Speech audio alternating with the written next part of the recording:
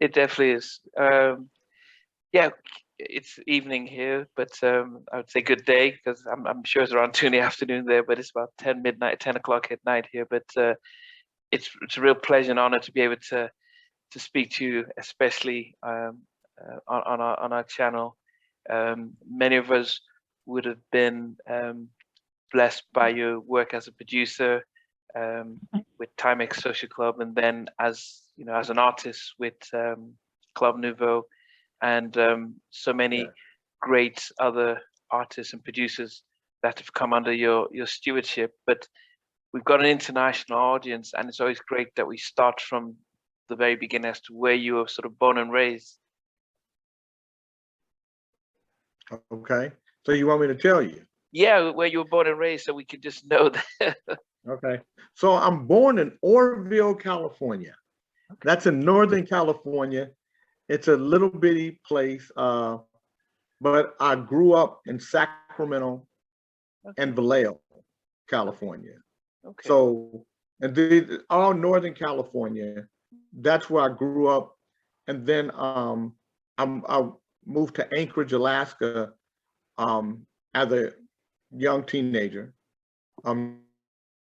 19 Anchorage till I was around 23. And then I came back to California, and that's when I did Rumors. Okay. So growing up in in Northern California, what musically, how did you get your music bug as a kid? Well, I played trumpet in high school, ninth grade, and then high school, 10th grade. I was the trumpet player. So you're listening to all the funk bands of the 70s, and horns are the mainstay.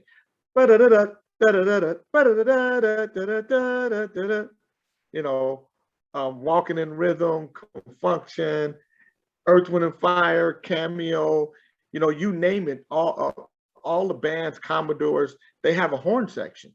So horns are very prominent in music when I'm growing up, especially as a young adolescent interested in music. But I've been involved in music my whole life because my parents were music lovers. Wow. So there was never a time in my life where I didn't know, hear, or understand the power of music. Growing up, I mean, playing the trumpet, that's unless you were influenced by Louis Armstrong, but I would have thought most people would want a piano or bass or so. Why the trumpet?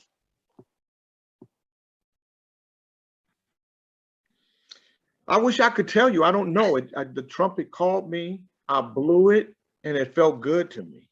And I thought I would be a trumpet player. Wow.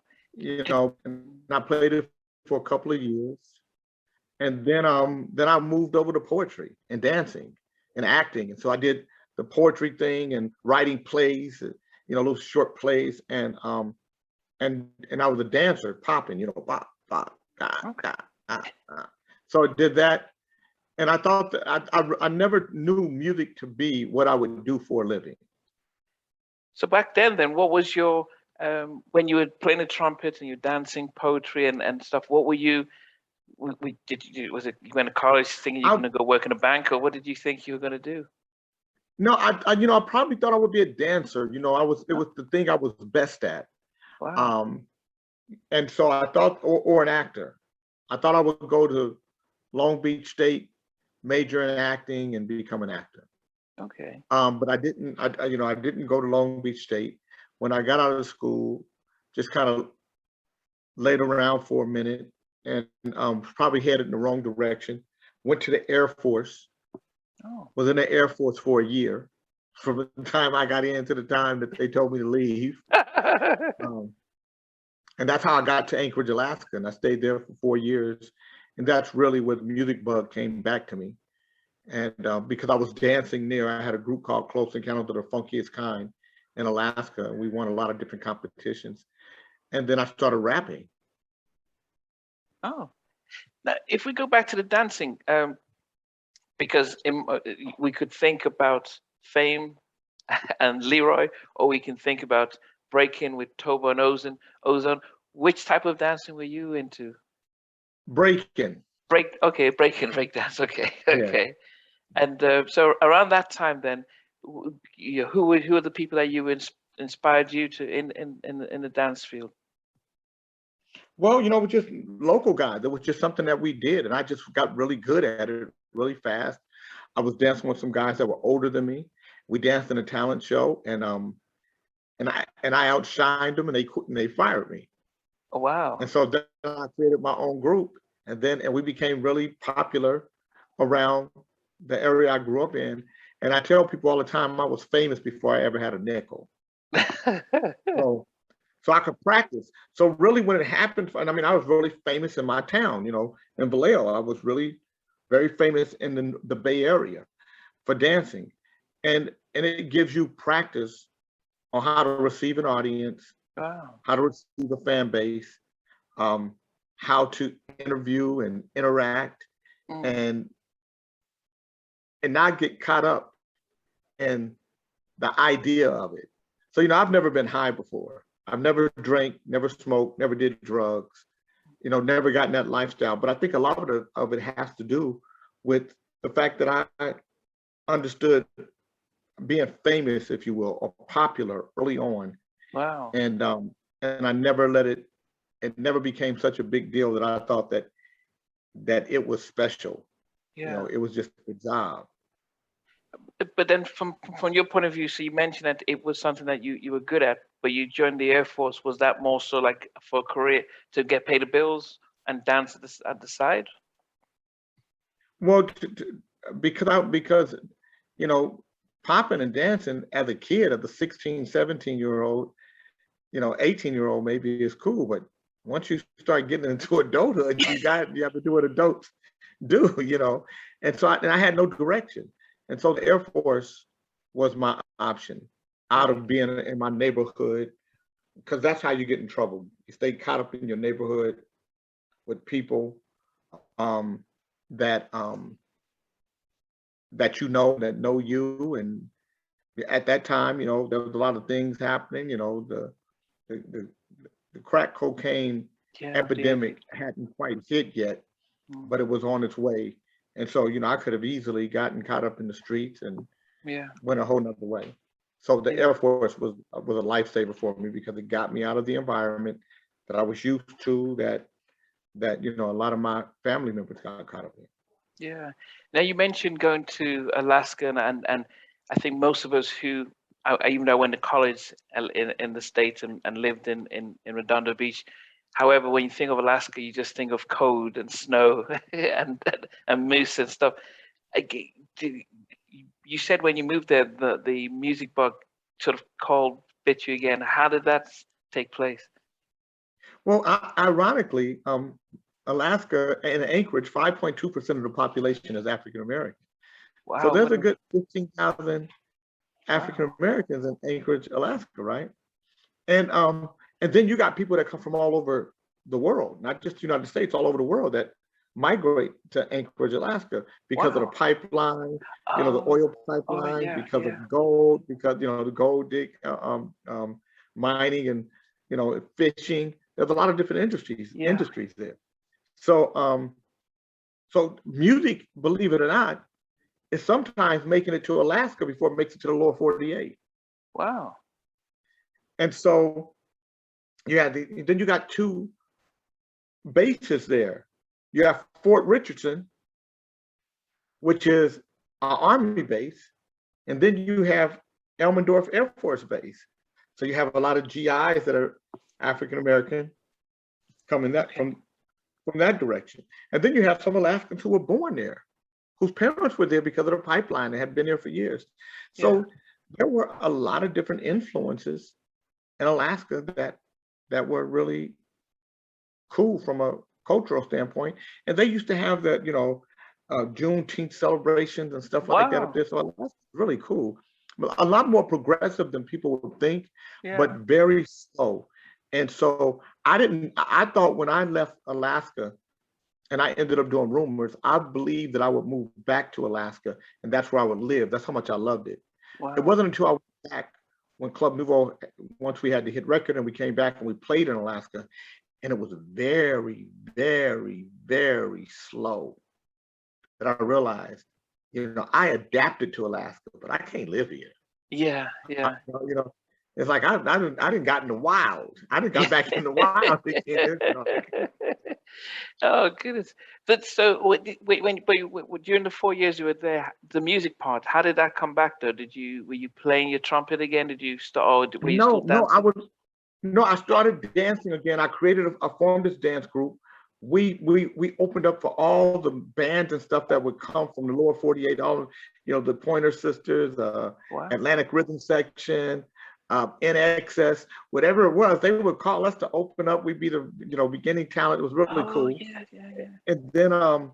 And then rap started happening, and so then I got into concert promotions. I brought Run DMC to Alaska when they had "It's Like That," and that's the way it is, right? So I brought them there, and Leor Cohen, who ended up being the president and co-owner of Def Jam Records at the time, was their road manager. Oh goodness! And that's how I met Leor. And so I started doing, and then I started rapping. So then I left Alaska to come down to the lower 48 to start my rap career. And Frost was the name of our group. Get it, Alaska, Frost. Yeah, Frost. Okay. So it didn't go well. We put a record out. It went wood. It went double wood. Would have been a hit if it would have been good. Yeah. So so it went wood on us. And then we did it with an independent label, and I said, maybe I should do my own independent label. Daryl Thompson was a friend of mine from Alaska. His brother had this group, and these guys that were trying to form a group, and that's how we formed Timex Social Club, and I ended up producing Rumors, and that's how it all started. Oh yeah, okay. I kind of jumped so quickly there, but had you stopped with your trumpet? Had you stopped playing? I had stopped with my trumpet in high school. Okay. So I played trumpet from the 10th grade to the 12th grade. Okay. From 9th grade to the 12th grade. Then I quit. And then when you did the rapping, did you guys have backing track, or did you just use an old sample, or what? Well, so I was promoting concerts in Alaska, and so I brought Confunction to Alaska. Wow. And Michael Cooper was the leader of Confunction. He and I struck up a friendship, and we came back to California and did a demo with him. Wow. And he produced it. Now, in those early days, I mean, that's, you've seen Run DMC, Confunction, and the groups. Did you try to learn? Did you spend time to learn? We always hear about Michael Jackson learning how the record industry works in the studios and everything. Or were you just, as the promoter, having friendships, but just keeping it the business side? Well, back then, musicians were musicians and business guys were business guys. So musicians didn't really talk business. They only made music. Wow. So I learned the music business when because Confunction had a management team, that management team ended up being our management team. And then that management team took us to this independent label. And then when it didn't go well, I went back to that same management team and said, hey, I want to start a label. And then they cursed me out and told me I couldn't start a label because that's not how it works. And, and I hung up the phone with them and I was so mad. I called them back up and I cussed them out and told them if I could see them in person, I'd whoop their ass. And then I said, you guys are fired. And I started a record label, and that was J Records. And that's how I did. And that's how the first record I released were Rumors. Okay. By Timex Social Club. No, you've got to go further back, because you make it seem as if it's very straightforward, but it's very revolutionary, because the only person that I knew who did something like that was James Brown. had his own record label and stuff like that. You thought about starting a label. The management company says that that's impossible. It doesn't work like that. What were their reasons for trying to discourage you? And what is it that you saw that thought, this should work?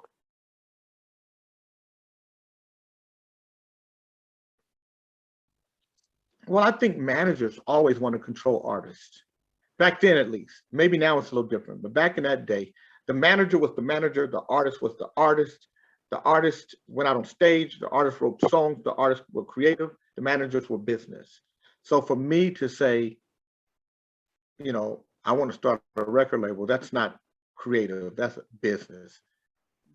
Get in your place, boy. That's how it felt to me. Yeah. Stay in your place. And I didn't grow up like that. My dad was a tough man. My dad wasn't nobody to be fucking around with. Excuse my language. Yeah. He wasn't nobody to play with. And my dad, if you wanted to fight me, my dad caught wind that you wanted to fight me, my dad would knock on your door and tell your daddy that your son want to fight my son. My son is right here on this grass. Bring your son out here. And so I was small, light-skinned with a big natural, and I lived in the hood. I learned how to fight before I learned how to do anything else. My daddy would make me fight everybody, no matter how big. And so there was no way I was gonna let some white man tell me what I could and couldn't do. I didn't come from that kind of stock. My dad wasn't made like that. He didn't build me like. So telling me what I couldn't do was probably a bad deal. Yeah. Oh. So that's the way that Tootsie roll. Okay. It seems as if the picture just it seems as if your stuff is frozen. Are you still I'm good there? now. Oh. I thought you were frozen. Okay. I'm not sure what is happening. Okay, you're back now. Yeah, it's clear now. Yeah. Yeah. So you had the idea of setting a label, but did you know what a label?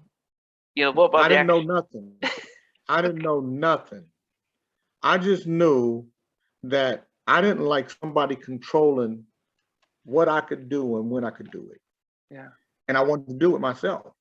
And telling me I couldn't do it was going to make me do it even more. Wow. And so I sold everything I owned to put out rumors.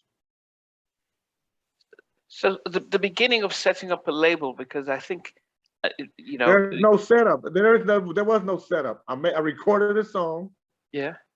And I made a label called J Records. I went to Macola Records and manufactured records after I got them mastered at a mastering lab, after I recorded and mixed them. And that's how my record label started. There was no formal anything. It was just all on a shoestring, all off the top of my head, and just doing it, not knowing how to do it, not knowing if it was going to work. Yeah. And sometimes, if I did it today, knowing what I know today, I wouldn't have done it like that. Oh. Knowing what I know today, I would have been better planned. But that's why sometimes knowing things is too much. Mm. Sometimes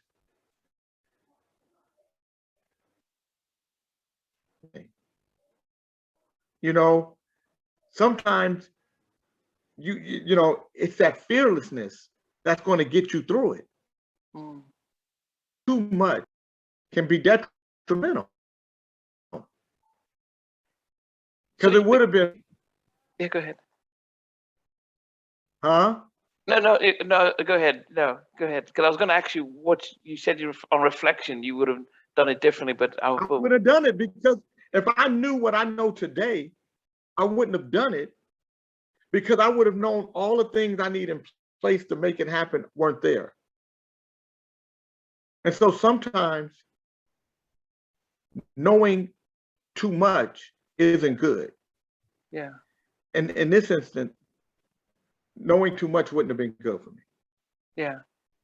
The but and it could have it, yeah. So, but I then would did have you? never put rumors out. Had I would have never had the money to put rumors out. I never had enough money to put that record out, ever. Even when it was out, I never had enough money.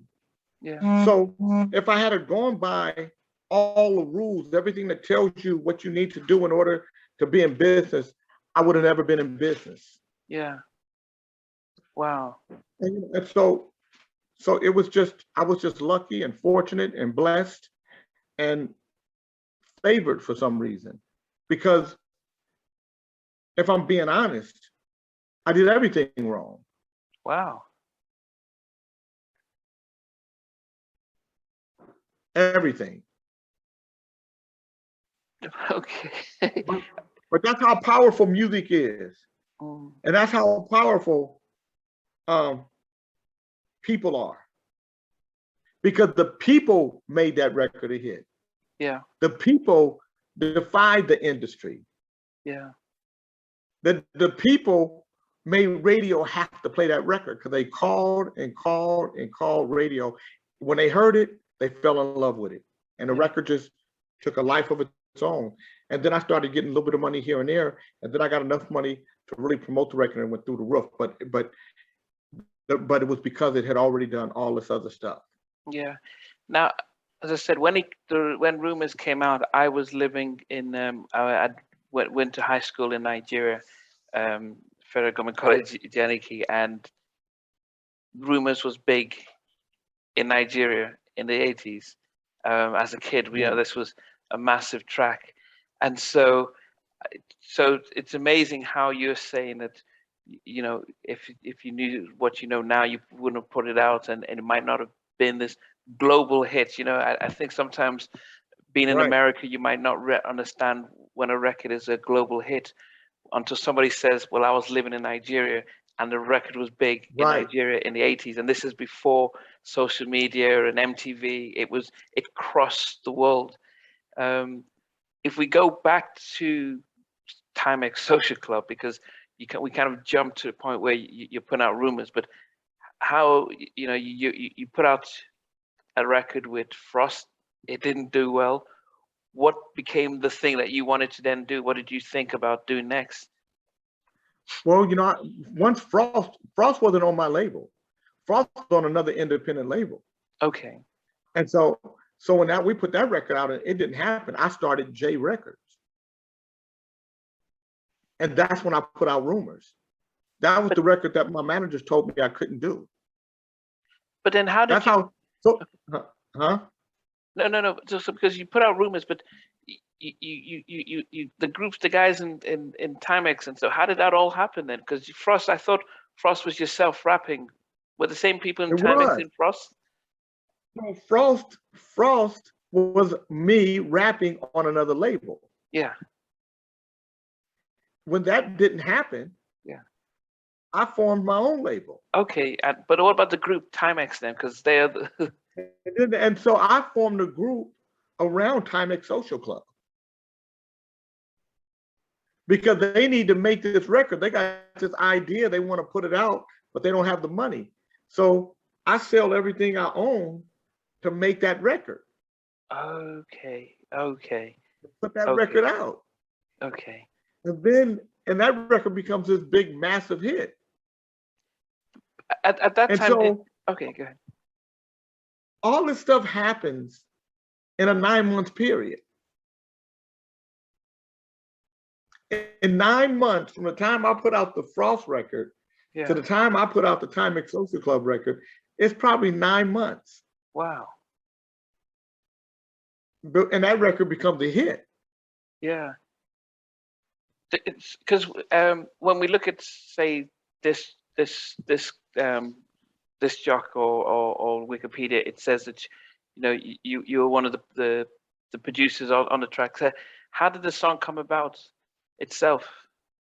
The song was already an idea that they had. It was a demo. Okay. And it just wasn't good. It wasn't produced. So I produced the track out into a record. Okay. And I put it on my label, J Records. Now, just before we talk about the label, the production side, was it just the time that you in the studio with Michael from Confunction that you learned the art of production? Yes. Okay. Well, I mean, I'm from writing, being a songwriter, because now, before I do that, I'm songwriting, I'm writing my own songs. So while you're in the studio, you're learning. But even when I produced Rumors, I wasn't a real producer. I was a guy who produced a record that was a hit. But I didn't learn production really and really understand what production was for another 10 years. Okay. Where you really, like now I understand production soup to nuts and how to make a record and how to find the right musicians to play and and I mean the arrangements and and all the things that it takes to be a great producer. Yeah. But back then, how did they came to you with this idea and then they trusted you? No, somebody brought them to me. They didn't have the money. They trusted me. I took the record and they hated it when I was done. They said I messed their record up. Wow. Because they were used to listening to this raggedy demo and they wanted the record to sound like that. But that was a demo. It wasn't going to sound like that. I made the record sound like a real record. I made it bigger. I gave it more definition. I added, different parts that didn't exist, that really turned it into a production in a record. Mm. And so when you'd finished with it, did you think it was going to be a hit, or what were your thoughts after you'd finished, even though they didn't like it? I just knew it was going to be a hit. I just thought it was going to be a hit. I just, in my gut. And one day I prayed to God because I was so in love with the music business, and I just said, God, if this is not what I'm supposed to do, please take this desire out of me. But if this is what I'm supposed to do, please make this song a hit. And he made it a hit. Wow. Did you form J Records because no one else wanted to distribute it, or it was more so you found it? What was the sort of real thinking behind it? Because if nobody liked the record, everybody said that the record sounded like it was made in my garage, and they laughed at the record, and they made fun of the record, and they said the drums were too loud. All the things that they said were the reason why the people loved the record. Yeah. And really, we really changed the course of the music business at that time, because music was kind of flailing a little. And when we did Rumors, we married the old school and the new school together.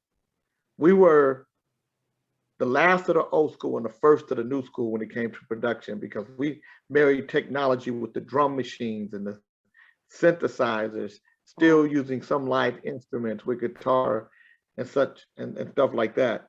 And so we really changed the scope of how people saw production, heard productions, and we really scaled down what a production could sound like without having to be this big orchestra thing, where it could just be drums and bass and keys.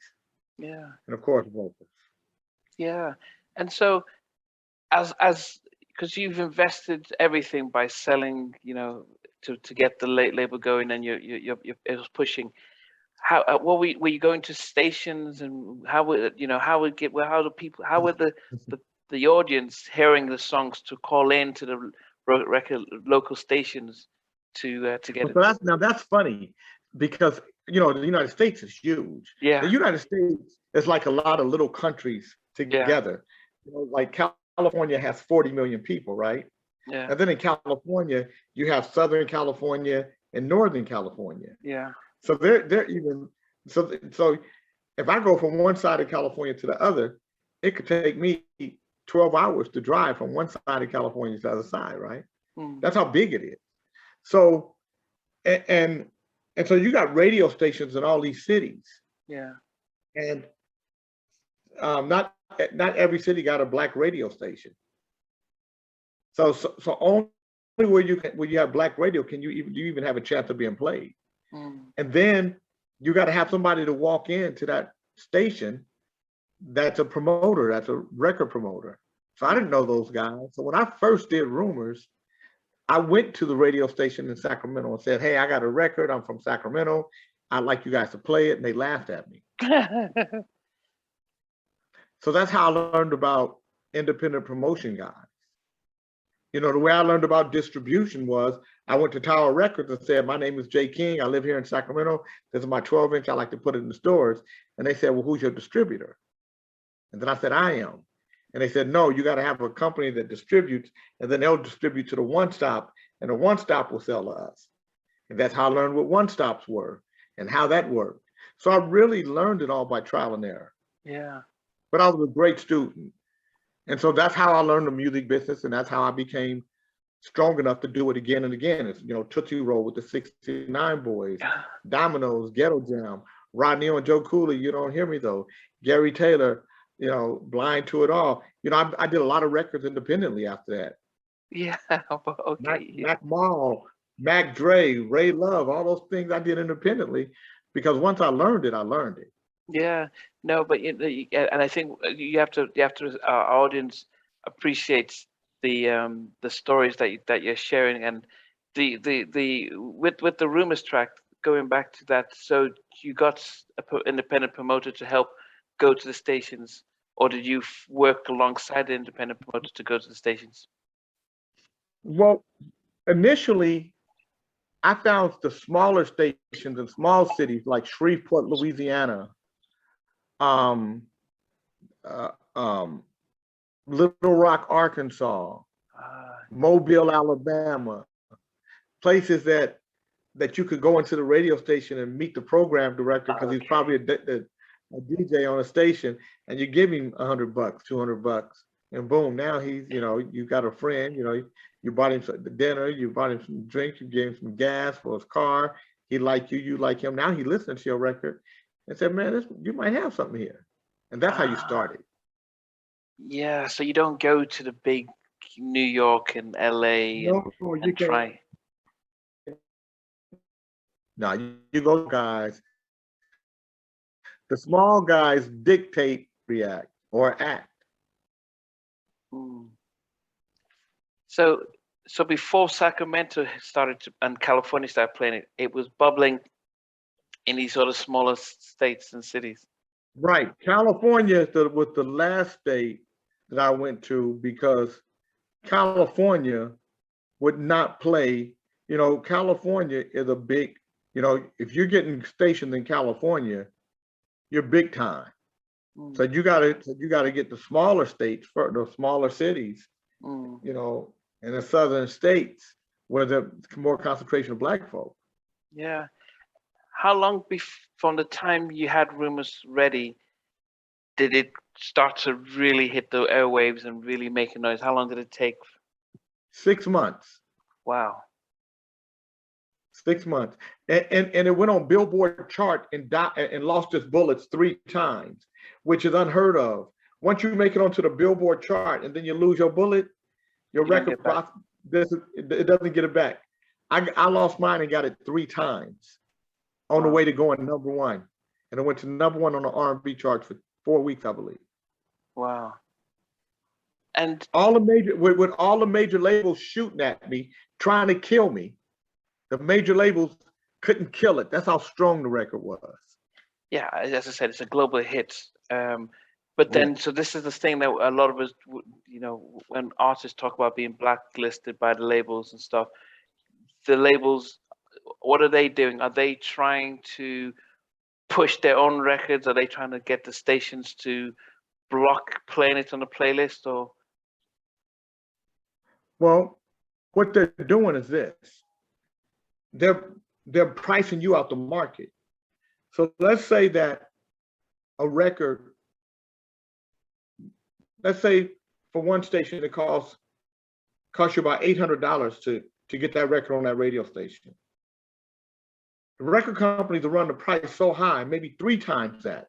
So instead of $800, it costs $2,400 for that station. So you can't compete because you're just a small guy, right? Mm. So what they do is they price you out the game, you know. And so when people say that they've been blacklisted, those are people that are going back to labels, begging them to let them, let them record for them. Yeah. I never got blacklisted because I never went back to labels begging them to let me record for them. Yeah. Once I was done with you, I was done. The reason why I ended up at Warner Brothers because they came to me. Yeah. And they gave me a lot of money. But I think that the story is more so the power of the labels, that if they decide, as you said, to price you out, to stop you from releasing your music, they have that sort of a monopoly. But because the record of the audience are requesting it, the station have to play it. Was that the case with Rumors? Absolutely, because the people can keep calling and you got to play that record. So here's the story. Terry Avery at KKDA in Dallas, Texas, calls me one day and says, can I speak to Jay King? Because my number was on the back of the 12-inch, right? So she calls me and says, can I speak to Jay King? I said, this is Jay King. She said, Mr. King, my name is Terry Avery. I'm the program director at KKDA 104 in Dallas. We're playing your song Rumors.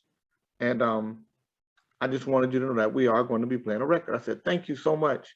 And she said, but sir, I would like to ask you to tell your friends to stop calling the radio station. I said, I don't understand what you mean. She said, your friends are calling the radio station and it's knocking our phone lines down. We're going to play the record, but they can't call when we play it. And I said, ma'am, I don't have any friends in Dallas. I'm in California. And she said, do you have a service working for you? I said, no, ma'am.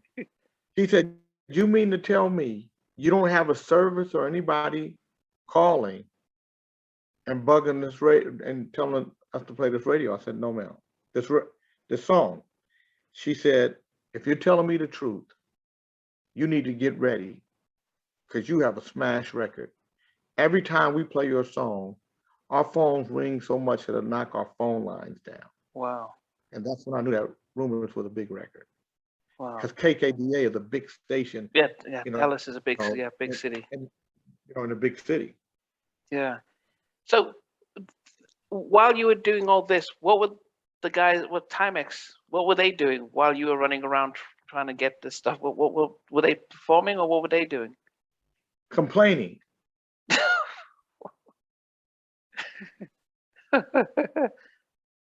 I don't get. They didn't believe in it because you got to remember we're in California. There's diddly happening in California. Oh yeah.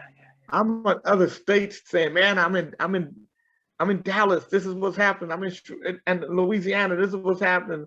I'm in Alabama. This is what's happening. And they're like, yeah. Why isn't it happening in California? We live in California. We can't see what's happening there. We don't believe you. With that thing. Wow. How long before they realized what was happening? Well, about 9 months, and then they felt it.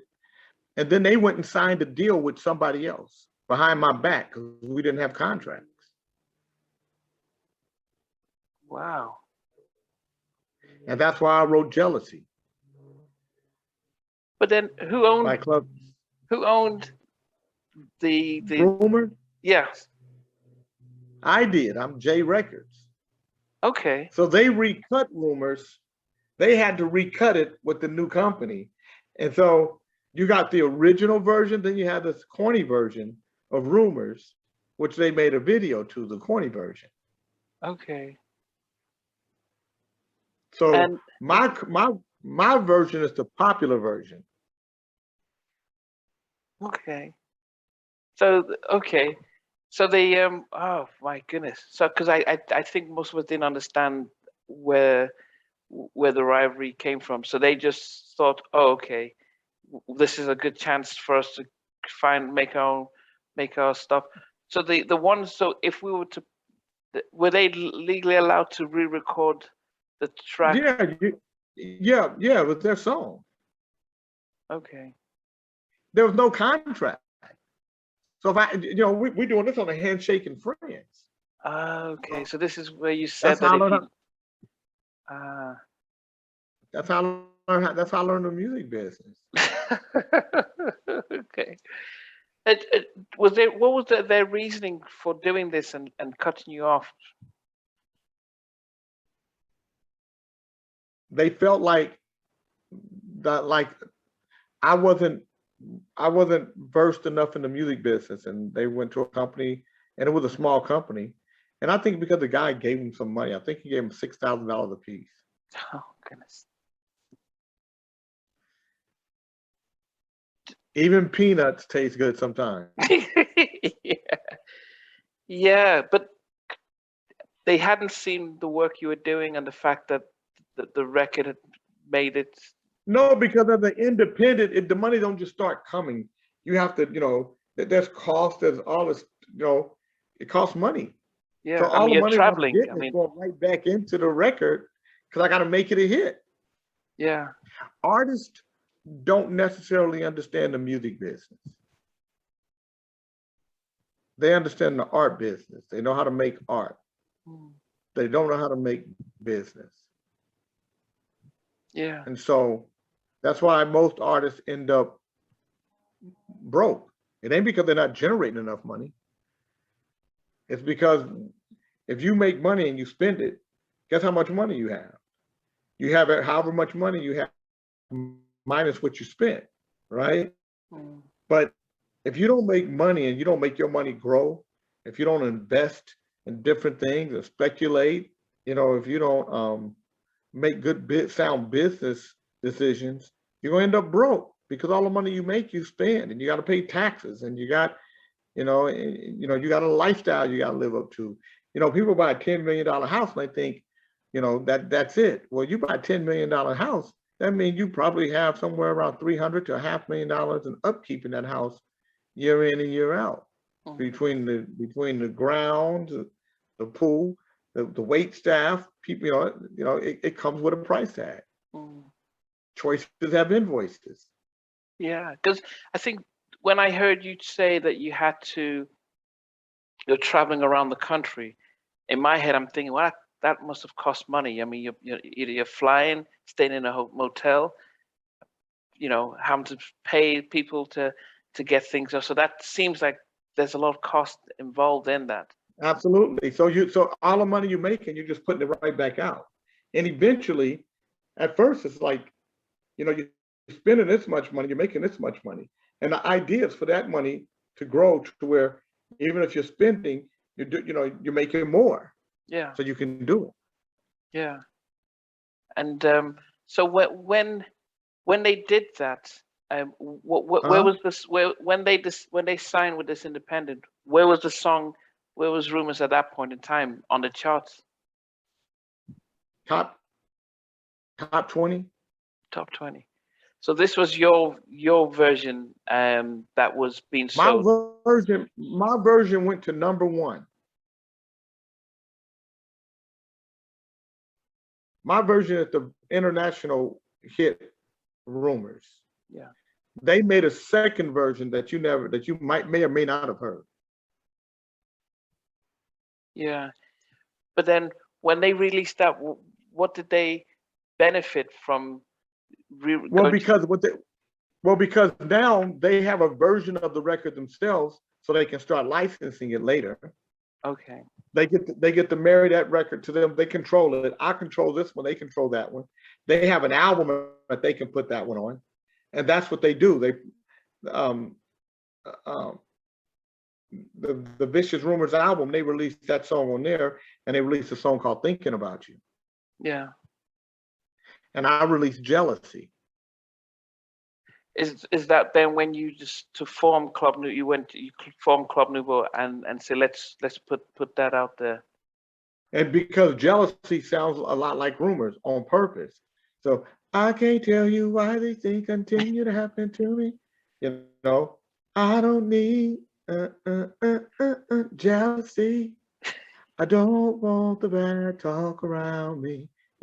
I'm talking about them. You came out spreading rumors because you were so jealous. You didn't understand that we were on your side. Tell me why not, fellas?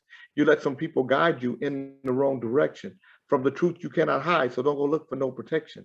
I didn't understand you then, and I just can't now.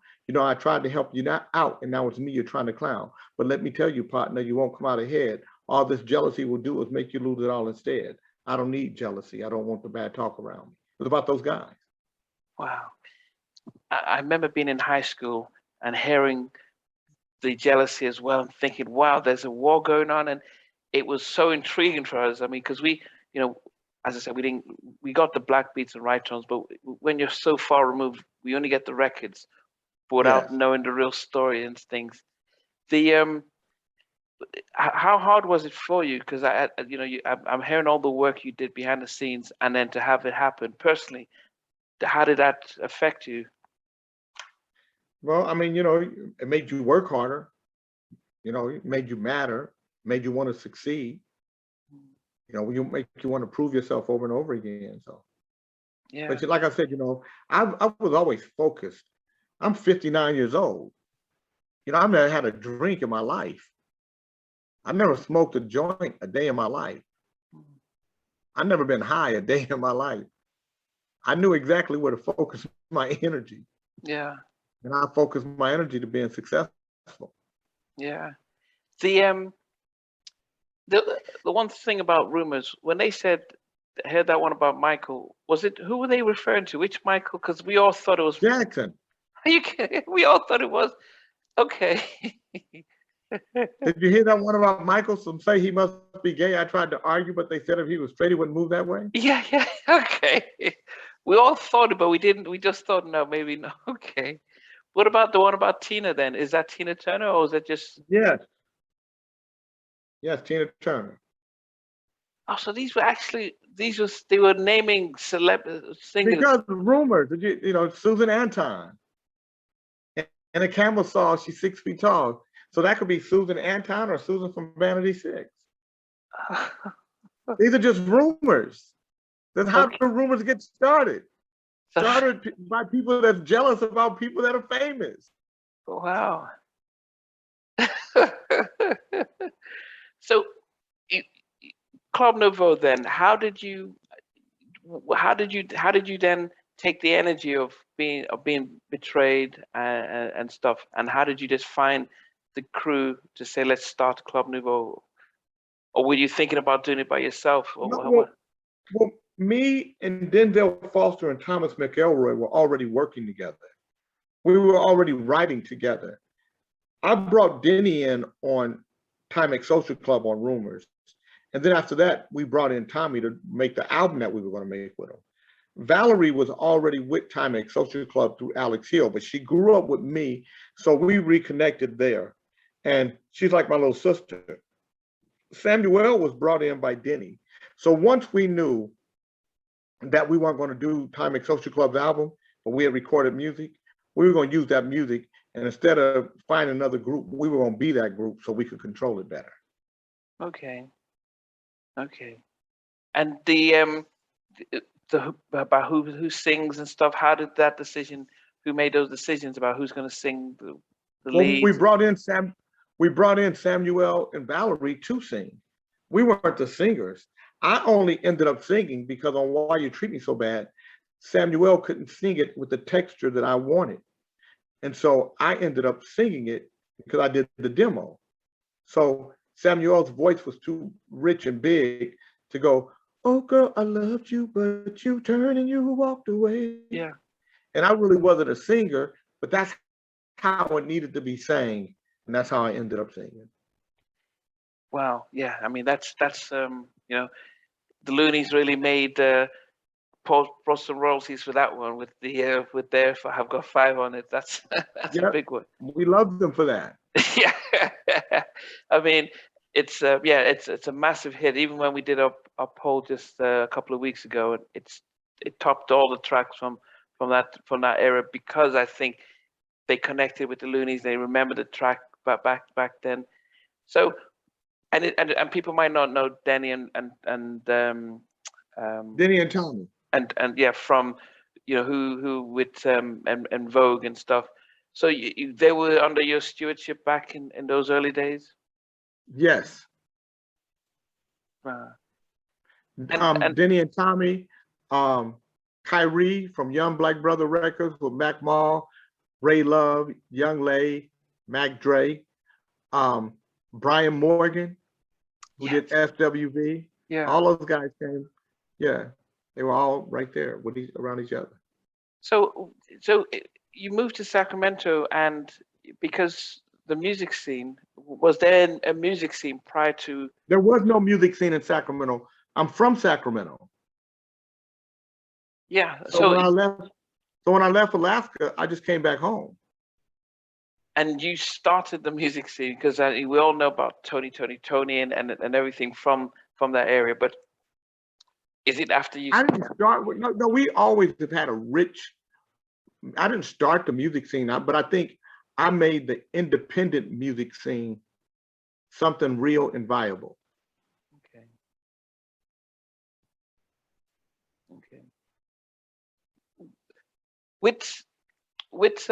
When you started with Club Nouveau and the records was especially Lean on Me, another global hit, and so as I said, I went to college in the States, but a lot of this, but in the 80s I was in high school, in boarding school in Nigeria, so a lot of those tracks crossed the continent and were big hits back there.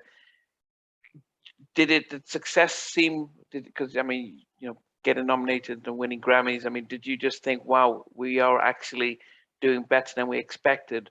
Or what was your thinking in during those times? I got to be honest with you, I wasn't thinking anything. I was working. When you're in the middle of the work. So if there's anything I wish I could do over again, I wish I could have been an artist with just the luxuries of an artist. But I wasn't. I was the business who happened to be an artist. And so it was a lot of work. Wow. So when it happened, you just, you did the work and you moved on. And sometimes you almost think, okay, that happened, it'll happen again. But this is a very fleeting business. Everything changes overnight all the time. And you got to be ready. Did you get to enjoy it in those early days? No, I enjoy it more now. No. Because in those days, were the other members of the group able to enjoy it more than you? Yes. Yes. How did that affect the group dynamics then? If they're seeing you just busy working, and then just they can see enjoying the limelight, and they can enjoy the success. For me and Denny and Tommy, I think it had the most adverse effect, because here we are partners, and we all play an important part to the production.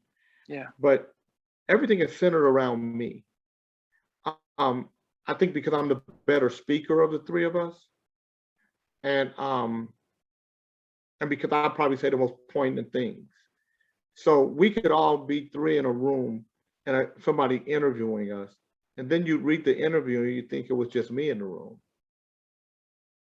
because they didn't really say a lot. And when they did, it wasn't bite-sized. It wasn't something that a journalist could sink into. Yeah. And so, and if Val was there, then they would quote Val and me, but they wouldn't, the other guys were almost like they weren't there. And I think that started eating at everybody. Yeah. And so Tommy and Danny decided they wanted to move away. Yeah, they didn't want to tour. They didn't want to work anymore. They just wanted to make records. So me, to this day, it's me, Valerie, and Samuel. We continue to tour together today. Yeah. But when they decided to split and just say we want to focus on making records, did you then think, when we're talking about the business side, and I think looking back, the people who write and produce and have the publishing tend to do better in the longer run within the industry. Did you then think, okay, how did you balance being a producer, business person, and an artist at the same time? Yes. I'm sorry, ask the question again. So I think in today's, I mean, we know what we know now, the songwriters, producers tend to be the ones who do the best financially in the long run in the music industry because of publishing and things like that. And so when Danny and Tom decided, yeah, we're going to go do our own thing, we just want to focus on being producers and writers, you then had a decision to continue running a label, being a producer, but also being an artist.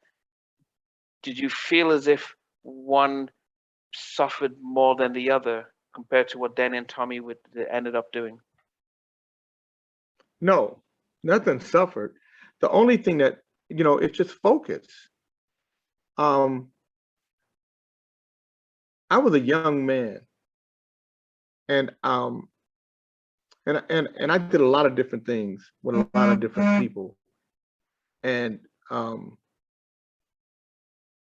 I just wasn't focused on on just production. I was focused on, so different things brought me different monies at different times. I did Vanilla Ice. Oh, goodness. So I made a lot of money. I have 4 songs on the Vanilla Ice album that sold 20 million copies. I mean, I was in a lot of different things. And I just wasn't focused. And I was angry, I was mad at the industry, and I equated everything to a fight. I wanted to fight everything, and you can't. Sometimes you just got to be cool, enjoy the ride, appreciate what you get to do for a living. I thank God that I get to do music as my living, that I got to, that entertainment is how I make my living, that I get to do what I love to make a living. I don't think a lot of people can say that. I wake up in the morning excited about what the day's gonna bring. I still make music. I got a solo record I got that's about to come out. Yeah. Called Soulful Bossa Nova. That's really a mixture of jazz and samba and bossa nova and R&B and little pop all mixed into one. And I mean, it's a great record. I'm excited to see what it's going to do. I'm 59, but I still feel 19. Wow. I'm still excited about recording, about creating. The because we want to get to your solo album, and because I've seen the artwork, and it reminded me of something from Brazil. So that type of, so it'd be interesting to hear more about that. I guess during the 80s, I mean, the music industry changed, the sound changed and stuff. And then, and I know that after even with Club Nouveau, record labels, when things aren't charting, it's quick to drop. How did you maneuver? Did you then say, okay, you guys, that's fine, no more Club Nouveau, let me focus on, you said Vanilla Ice?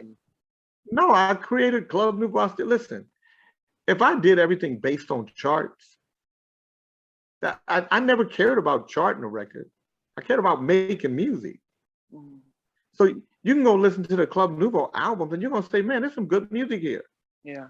You can listen to the 1988 Listen to the Message album, the 1989 Under a Nouveau Groove album, the 1992 New Beginning album, the 1995 Everything is Black album, the 1998 Collection series, the 2015 Consciousness album. There's some great, we made some great music. I don't care about a chart. So I make music.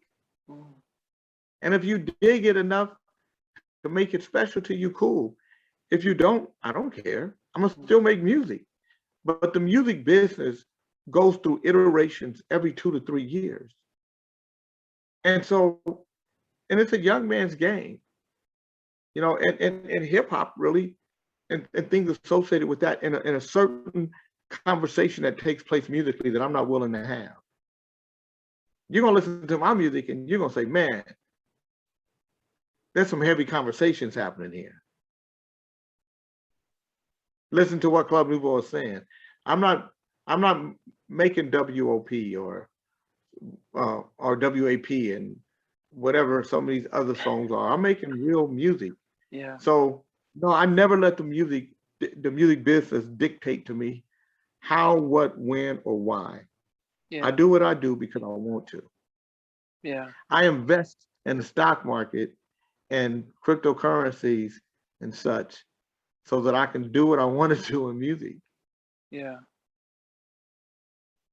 And I think you know, because you started as being independent way before most people can imagine. Now we're in an era where people are saying, "Man, why do we need a label anymore? We can release it digitally. Everyone can receive it and tour." Yeah, It's but people say, I'm going to tell you why people need labels. Because they're lazy, because they're not going to do the work. They're not going to market, advertise, promote, distribute. They're not going to do the records right. They're not going to do music right. And they're not going to spend the money. Most people don't want to, you know, people want other people to spend the money on their stuff, but they don't want to spend the money on it. yeah, You got to be willing to invest in yourself. And, you know, everybody, you know, when I hear people say how record companies rip people off, no, they don't. Record companies are business machines that promote things to make a profit. And if you and if you were a record company, what you're asking the record company to do, you wouldn't do it. Because if you did, you wouldn't stay in business long. mm, So I'm not taking up for record companies. I'm just saying if you want to be a businessman, then you got to understand the the mechanics of business and how to stay in business. yeah, 95% of African American small businesses, or 95% of all businesses in the United States for Black folk are small businesses and sole proprietors. That means they only have one employee. 95%. Something wrong with the way we think. mm. Our business structure from a mechanical standpoint is off. But we don't have that conversation with each other, but we should.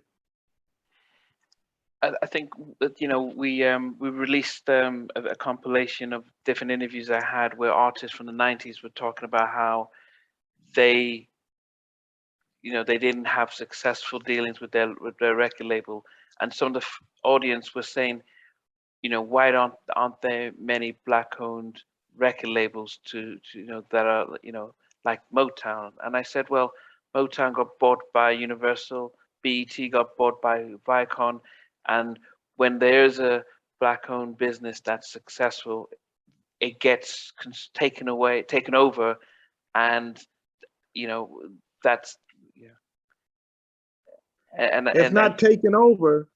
It's not taking over. A business is started so you can make money. It's plain and simple. It's capitalism yeah, at its best. And so, you know, if I build a company that becomes so successful that somebody want to offer me 20 or 30 times or 50 times what I got into it, cha-ching. Come on. We're weirdos sometimes when it comes to business. It's almost like we think if you make money, you're the devil. I think I it's more think if you don't use your talent, yeah. you're the devil. No, no, and I think what happens for us because we you know, it's really been it's amazing listening to you because you're very balanced in your point of views from you know starting a label from in the '80s, which as I said, it was very rare. You know, we laud Master P for doing stuff in the '90s, but you know, you started it off so you know years decades earlier. Um, but then for us, we see music and art as a part of heritage, and it's hard for us to see understand there is business, there are costs, the employees, you know, record labels or have to We adhere see to. it as heritage when it's not ours. That's the only time you see it as heritage. I promise you. When Barry Gordy is looking at it, he's looking at the bottom line because heritage ain't gonna pay him nothing. And black folk gonna always say what you should have done, but black folk can't prove to me that they understand investment. We make up less than 1% of individual investors on the stock market in the United States. We're number one when it comes to consumption per capita. We're last when it comes to investment and speculation per capita. So I don't concern myself with that. I concern myself with making great music and being a good businessman. Yeah. And how different is do you feel the quality, or not just the quality, but what you put into your music is when you're not doing it to make money?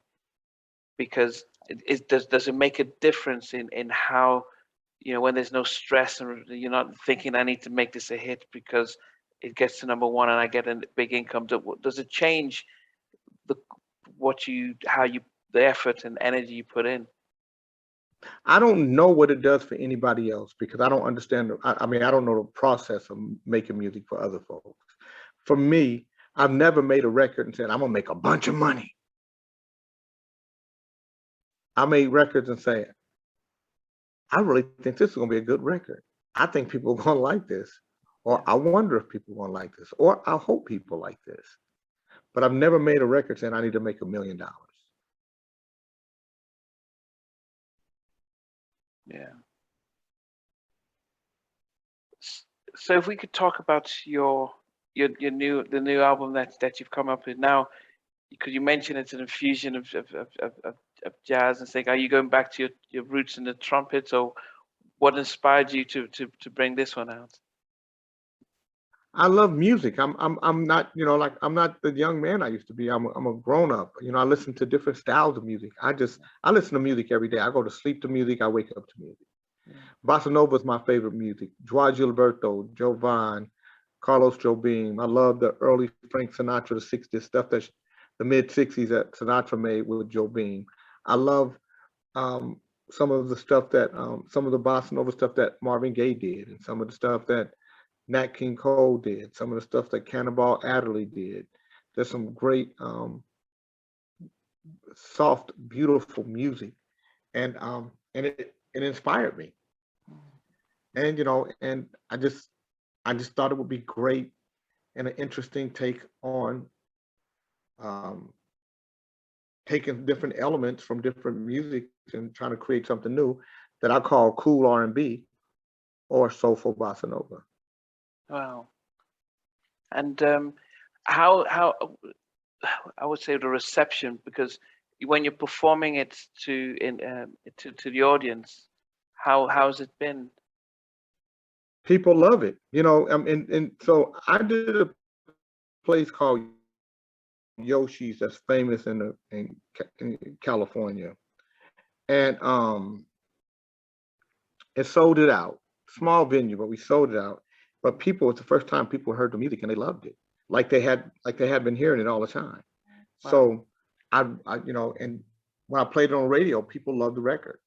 So I think it's going. I'll know in a little while because I'm gonna release the video and the music and stuff, and we'll see what. But I believe it's gonna be.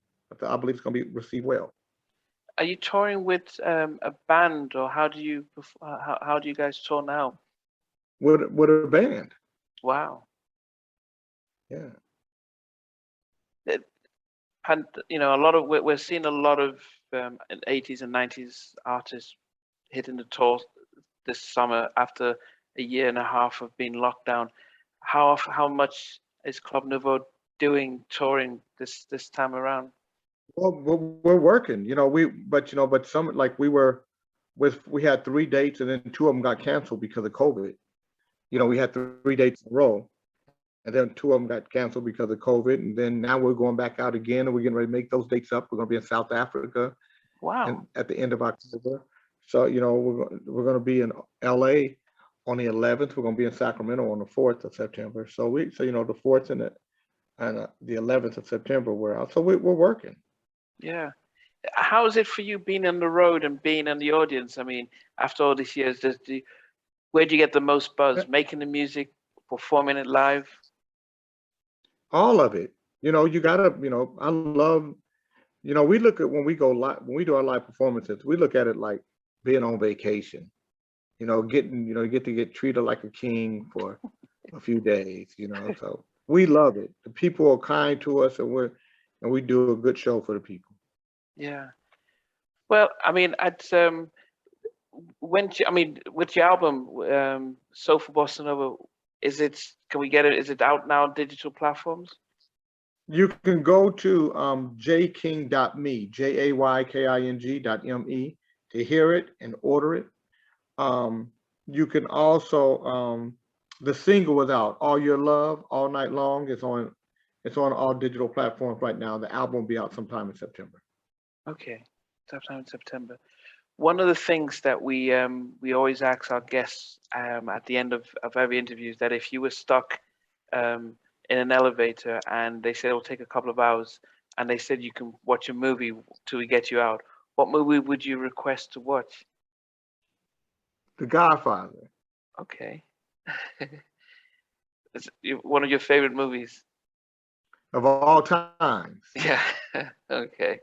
Yeah, Marlon Brando, a young Al Pacino. It's such a legendary movie. Yeah. They're about to put the A lot movie of on. different plots, a lot of different plots in there, a lot of things that you miss. You have to watch those movies over and over again in order to really understand. You're true. You're right, and they don't make movies like that where it you know the dynamics between loyalty, family, father, son. You know, it's you know, yeah. Even at the end when he shuts her out, you know, when he accepts to join in, and yeah, there's just so much in it. Um, they're about to put the movie, but they say it'll take a few minutes. Let's play a song for you. What song do you request? Say that again. So just before they put on the movie, they say, look, it'll take us about a minute or two to get the movie on, so we can play a song for you. What song do you request? Walk On By. By Isaac Hayes. Okay, I don't think I asked that. In my head, I was thinking "Walk On By." So that's okay. That's a. You never heard Isaac Hayes' version of Walk On By? Come on. Not Isaac. No, I'm thinking about the sort of the. I'm thinking Isaac Hayes singing the slower version of it. Wow. Okay. Now hold on. I'm gonna show you. I'm gonna show you a little piece of it right here. If you haven't heard this, you haven't heard Walk On By. For nearly 50 years, National University has been helping people. Yeah. Yeah. No, I've heard it. I know, but I thought it was the "If You Walk On By." I was thinking it is that song. It's a remake of that song. That's right. Oh. It's his version. Oh. This is his version. I was thinking, wow, I could have heard that instrumental and stuff, but they and stuff, but wow, goodness. Yeah, I mean, I think that I saw recently his son talking about how the music industry probably made over $1 billion from his dad's music, and you know, the whole sense of ownership, and you know, Prince talking about the same thing about we've made all this music and we don't own our creativity and stuff. But it's amazing how you learn early on. But you don't give it away. Don't you don't say that when you sign a contract and get that money. Yeah. Don't give it away. But did you know about, because you started very early? I mean, because as I said, most artists I interviewed maybe almost 60 artists, and they didn't know anything about contracts. They didn't understand they were writing. They didn't realize they signed all the stuff They away. didn't understand. That's why you have a lawyer. That's why you have a lawyer. That's why you have an accountant. That's why you have a manager. You're gonna pick people that are gonna be on your side. It ain't a good enough excuse for me. Yeah, unfortunately, the lawyers were picked by the labels, and the manager was part of the yes, sign away this, and they didn't, you know, they learned later on that it was given away. Don't go to a lawyer that the label pick. Say thank you, but no thank you. I'll find my own. Yeah. Yeah, but you know when they pick, we're not babies. We're not. See, I don't. You gotta give me a better argument than that. It's not good enough. Yeah. What I know is this. What I know is that artists are selfish, and when they want the deal, they'll do anything for it. And when they're not successful, everybody always talks about the successful artists. There's over 250,000 albums released every year. Over 250,000. Wow. Less than 1% of them sell 2,500 units. Okay? Over 250,000 albums a year, less than 1% of them sell 2,500 units or more. Wow. So, let's not, so if we're going to quantify it, let's quantify it by a real number. I'm not keeping up with record companies because record companies, they got their own little slouchy ways that I could talk about. But from a business standpoint, you can't talk about somebody wanting to own something that they paid for, that they marketed, that they promoted, that they advertised, that they spent money on your behalf, and now they're giving you a piece of that money. And the only skin you had in the game was recording the music.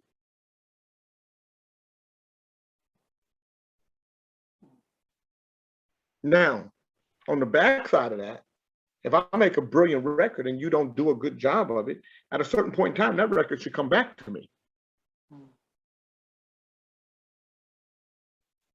If the record does great, at a certain point in time, that record should come back to me. Yeah. We got to be fair on both sides, but you got to say that in your deal. But you can't say, a bad record company, good artists. The artists are the victims. No, sometimes the artists are horrible and egocentric, egotistical, maniacal, selfish. Yeah. It's good to have both sides to it because, as I said, every interview you've had is from the artist side. So to hear a balanced view of it, it's always good because I guess if you're so desperate for the deal, you'd give away the house just to get the deal, and then it's afterwards you realize what I've done with it. And but then you say, let's say that you didn't get the deal, and the record never came out, and all it did is sit on your shelf. People never heard it. Just your immediate friends will tell you how good the record is, but nobody ever hears it. You never make money. You end up working at McDonald's, or you end up being a shoe salesman, or you end up driving a truck. What you would say is, I wish I would have had somebody that would put this record out. I would have took anything for it. Yeah. The Eagles are mud. Yeah. Well, it's been really fascinating speaking with you, especially hearing your and I think it's very inspiring, that sense of Nike would say just do it and learn on the job, because as I said, if you don't take risks, most people who aren't successful don't take the risk. And the fact that you took the risk because you sold everything to form a label, and if it didn't go well, the consequences would have been on you, but you still went through it. People still ask me, the guys from, it's been 20, 40, 30 years, the guys from Timex, do you guys bury the hatchet, or you guys see each other? I mean, in Sacramento, a small town. Well, first of all, they weren't in Sacramento, they were in Oakland. I've seen them from time to time, but we never really talked. I never had a hatchet, so I didn't have anything to bury. They made a business decision they had every right to make, and they had every right to make it because I didn't have a contract with them. They did what was best for them, and I did what was best for me. I think I ended up on the better end of the deal. Yeah. Well, I mean, Club Nouveau became a bigger group and more successful as well.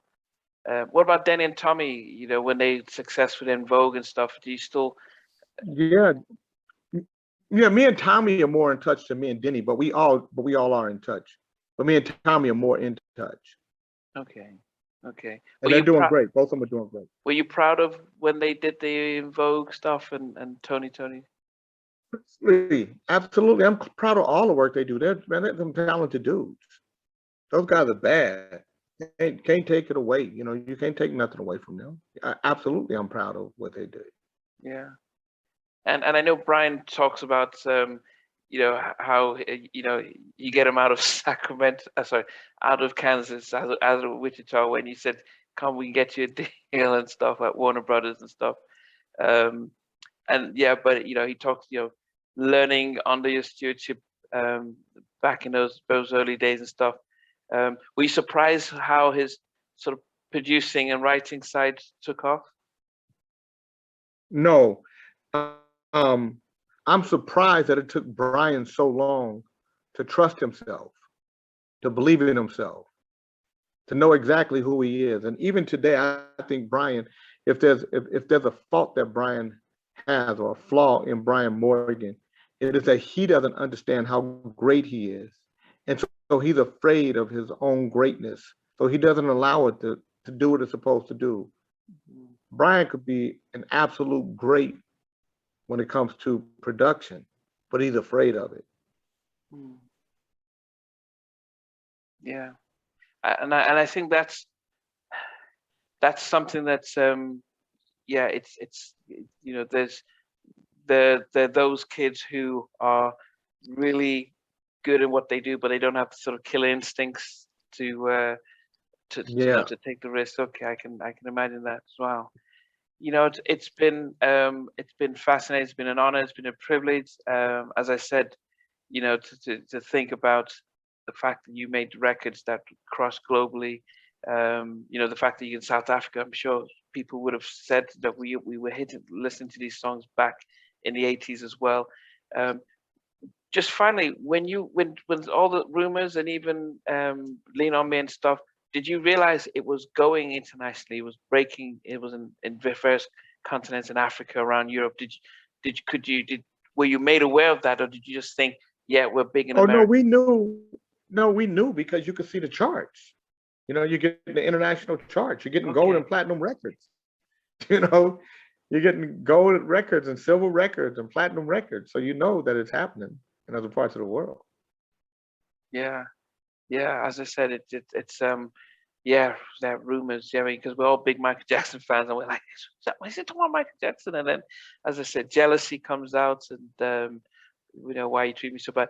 Did, did you know the Loonies, that track was going to be also a global hit? I've got 5 on it. Yeah, I didn't know it would be a global hit. I knew it would be a hit in the United States, but not and you don't know it's going to be a hit even in the United States. You just hope. I thought I hope that it would. It was a good song. Yeah, definitely. Yeah, it's as I said. I mean, most people who hear it, a generation would always go back to Loonies, but then when they hear yours, they'll be like, "Wow, that's amazing." Well, it's as I said, Jay. It's been really been great. It's been fascinating. It's been a real history lesson. And apart from Club Nouveau, do you have other artists on your label? No, I'm not. I'm not doing a label anymore. Just me. I really make records for Club Nouveau and for myself. I'm the president of the California Black Chamber, which takes up a lot of my time. Wow. Um, you know, and I'm also I sit on small business council for agencies like Caltrans, the High Speed Rail, and the DGS, for the Wow. state of California. And I do radio. I'm on KDEE, which is an urban station, Tuesdays, Wednesdays, and Thursdays from 3 to 6 p.m. Wow. I'm on KSDK, which is a white conservative radio station, on Sundays from 4 to 5 p.m. And then I do Kings in the Morning on my podcast, Monday through Friday from 8 to 10 a.m. Pacific Standard Time. So I stay pretty busy. Wow. My goodness.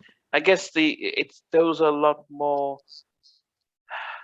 I would say a lot more predictable or stable sort of environments compared to the industry, than being a record label executive and then having to deal with artists and Listen, if any environment that you're in is unstable, it's because you have created instability in your environment.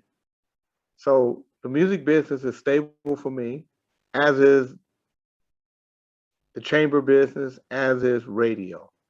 And when it becomes unstable, it's because of some movement, whether it's by force, someone else making some type of movement on it, or me moving.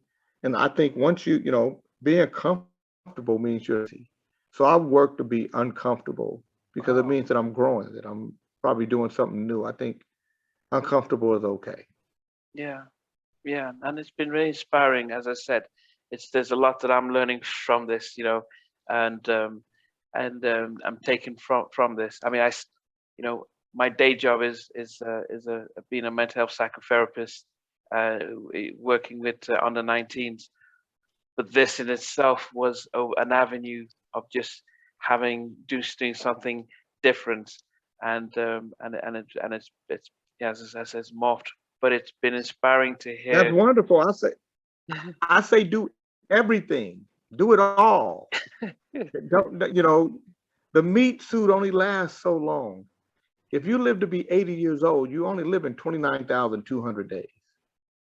By the time you take away 8 hours a day for sleeping and 8 hours a day for working, you have 9,730 days for living. And that's if you live to be 80. And in the midst of those 9,730 some odd days, you got to ask yourself, how many of those days was I young and vibrant? How many of those days was I old and decrepit? How many of those days did I waste on nothing, or being mad, or being angry? And how many of those days did I live? And when you start assessing that, if you don't wake up the next day and say, I'm gonna be alive today, and from this day forward, I'm gonna live, I'm gonna be alive, I'm gonna do everything I wanna do, I'm gonna take every chance I wanna take, I'm gonna dream every dream I wanna dream, and then I'm gonna figure out a way to get it done. Doesn't mean it has to be on a massive scale, it just means that you gotta complete it. Because this life ride don't last that long. So you got to be alive while you're alive. So that's what I work for. I work to be alive every day. It's been a pleasure. It's been an honor. It's been inspiring as well. Yeah, it's been, and especially that last sort of bit of encouragement. That's why we do this, because people, most of us who just live, not just live everyday lives, want to be inspired, want to hear the stories and say, well, how did Jay make it? And knowing how you had a dad who made sure that you didn't back down meant that you had that sort of within you, that to take those chances, take those risks, and it's something that we can learn either individually or as parents and stuff, as to how, maybe in a different way as your dad, but in the same way, just teaching that sense of nothing's impossible. It's just that you just probably need to learn a different way around it to achieve your goals. But Yeah. it's been, I really appreciate your time and things. It's been a blessing, to say the least. I wasn't expecting that part, and I think that's, it's having the balance between the labels and the artists, having the balance, a perspective around Black-owned business, and the fact that if somebody sees a value that is far more than what you put into it, it isn't selling out. It's pretty much taking advantage of the business, but also Go build encouraging. another one. Yeah, I'll take that money, go build something new. Shit. Yeah, yeah. I mean, Never also, stop. Never yeah, stop. and there's also encouraging us, within the Black community, to partner up and build and start being, because it's here in the UK, those from sort of India are very good at partnering up and building and taking their, within the community, and building something that's on a larger scale, compared to, say, those from the African community and the Caribbean community, where we're all doing our things on a small scale, and we grow only a small part, because either we have to borrow money from the bank and they want equity in it, and so we I don't know if it's a sense of trust. Like, as I said, the Asian community, the Jewish community, even here in the UK, they seem to work more collectively, and establishing and supporting, and have much Well, I more. gotta be honest with you. I only work with people that think like I think. So I don't get into that small mind thinking. I have a financial literacy group. We started with 20 people. We're now at 1,000. We invested in Reviver, a digital license plates company. The minimum investment was $25,000. Most people in our group couldn't raise $25,000, so we created LLCs and let people put $2,500 in. Well, for $2,500, the shares were selling at 43 cents a share pre-IPO. So they were able to buy 5,800 shares for 2,500 bucks. And so when this company goes public, it's going to go public at somewhere between $8 and $12 a share. We raised over $500,000 amongst over 100 of us so that we could all invest. So I don't know the small minds that won't come together. I don't even concern myself with them.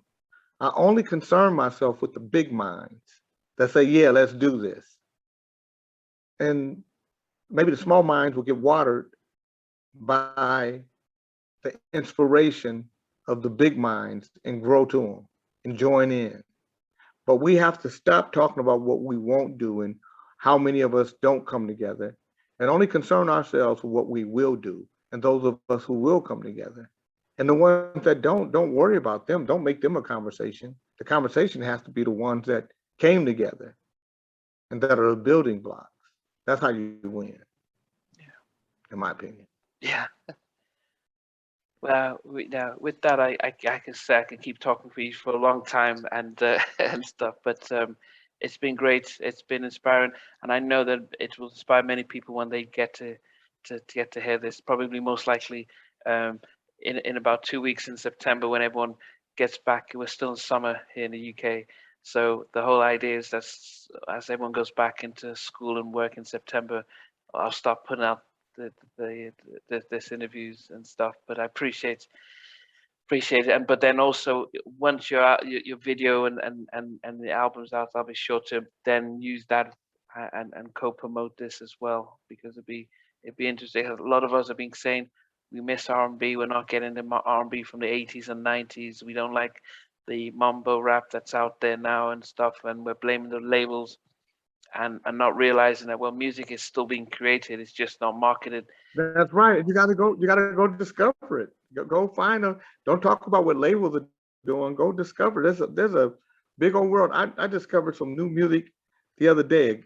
A guy named John Studart. He made an album in 2010 that's just beautiful. I had to go buy it. There's a brother by the name of Odell Ross. The Guitar Boss is the album. Brilliant. Anthony King. In Time. Brilliant. Sam Bostic, Green Light, brilliant. There's a lot of brilliant music out here. We just got to decide that you want to excavate some great talent and great music and then share. And I guess because in the, say, 80s and the 70s, 80s, 90s, those types of artists that you've named we were seeing them on BT. We were hearing them on our radio station. I know, but you guys keep talking about the 1900s like they're right now. This ain't the 1900s. We're not the 1900s anymore. So you guys got to let the 1900s go. We're in the 2000s. As a matter of fact, we're 21 years into the 2000s. So we keep talking about the 1900s like, oh, what the 1900s used to be. Well, that was then. Now you don't have to wait for anything. You can find anything you want. You can go Google and find new music, discover new artists everywhere. I do it. So we got to get out of yesterday and marry ourselves to tomorrow. Yeah, it's true. Yeah, it's a lot of us within the R&B community that tend to, if we're not fed it by the labels and the radio stations, then we feel as if, well, we're disenfranchised, so let's stick to the old stuff that we used to listen to and not explore. Are you familiar with Soul Tracks? No. The website Soul Tracks? No. Go to soultracks.com. Okay. SOULTRACKS, soultracks.com. They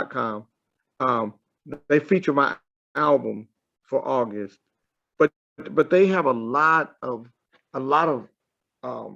great music on there. Check them out. Is it okay? Let me. So it's this. So it's so tracks With an S. TRACKS. TRA. SOUL. Soultracks.com. Soul tracks, yeah.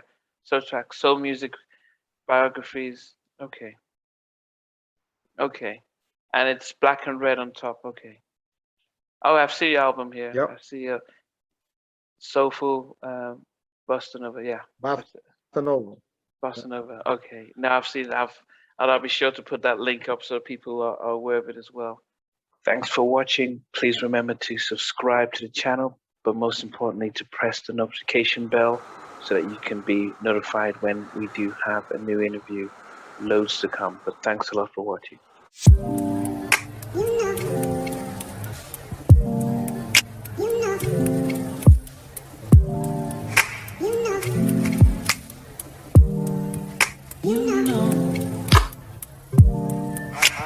I